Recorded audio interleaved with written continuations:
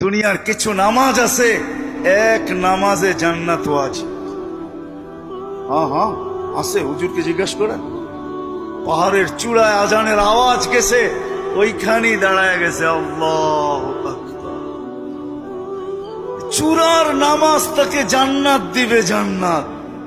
হ্যাঁ, ক্ষেতের ভিতরে আছে, ক্ষেতের আইল বলেন আর লাইল বলেন আর যেটাই বলেন, ক্ষেতের ভিতরে আছে, আজানের আওয়াজ আসছে, ওইখানেই আতাইলের ভিতরে বলেন আর লাইলের ভিতরে বলেন আর আইলের ভিতরে বলেন, গামছা বিছাইছে আর আল্লাহু আকবার।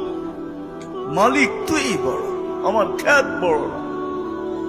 অফিসে আছে, কাজ করতে করতে ছুটার রাস্তা নাই, চেয়ারের পাশে দাঁড়ায় গেছে আল্লাহু আকবার।